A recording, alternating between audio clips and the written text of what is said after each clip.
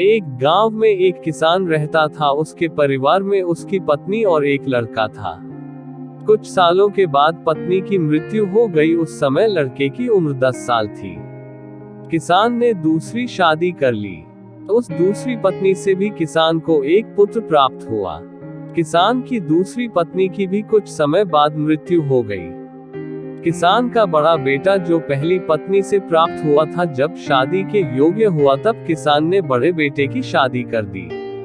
फिर किसान की भी कुछ समय बाद मृत्यु हो गई। किसान का छोटा बेटा जो दूसरी पत्नी से प्राप्त हुआ था और पहली पत्नी से प्राप्त बड़ा बेटा दोनों साथ साथ रहते थे।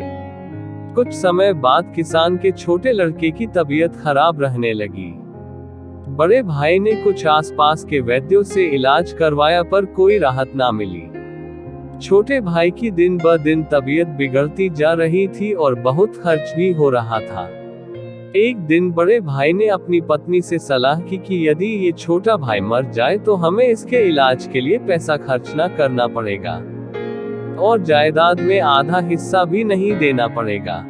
तब उसकी पत्नी ने कहा कि क्यों न किसी वैद्य से बात करके इसे जहर दे दिया जाए। किसी को पता भी ना चलेगा, किसी रिश्तेदारी में भी कोई शक ना करेगा कि बीमार था, बीमारी से मृत्यु हो गई। बड़े भाई ने ऐसे ही किया। एक वैद्य से बात की कि आप अपनी फीस बताओ, ऐसा करना, मेरे छोटे बीमार भाई को दवा के बहाने से जहर देना है। वैद्य ने बात मान ली और लड़के को जहर दे दिया और लड़के की मृत्यु हो गई। उसके भाई भाभी ने खुशी मनाई कि रास्ते का कांटा निकल गया, अब सारी संपत्ति अपनी हो गई। उसका अंतिम संस्कार कर दिया गया। कुछ महीनों पश्चात उस किसान के बड़े लड़के की पत्नी को लड़का हुआ। उन पति पत्नी ने खूब खुशी मनाई, बड़े ही लाड प्यार से लड़के की परवरिश की। कुछ ही गिने वर्षों में लड़का जवान हो गया। उन्होंने अपने लड़के की भी शादी कर दी। शादी के कुछ समय बाद अचानक लड़का बीमार रहने लगा। माँ बाप ने उसके इलाज के लिए बहुत वैद्यों से इलाज करवाया। जिसने जितना पैसा मांगा दिया, सब कुछ दिया ताकि लड़का ठीक हो जाए। अपने लड़के के इलाज में अपनी आधी संपत्ति तक बेच दी, पर लड़का बीमारी के कारण मरने की कगार पर आ गया।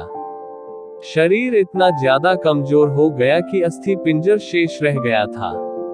एक दिन लड़के को चारपाई पर लेटा रखा था और उसका पिता साथ में बैठा अपने पुत्र की ये दयनीय हालत देखकर दुखी होकर उसकी ओर देख रहा था।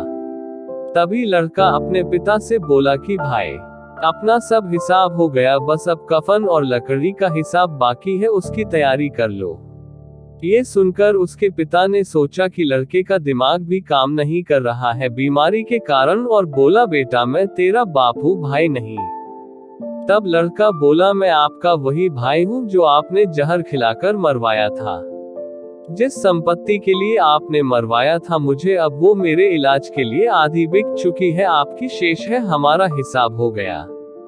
तब उसका पिता फूट फूट कर रोते हुए बोला कि मेरा तो कुल नाश हो गया, जो किया मेरे आगे आ गया।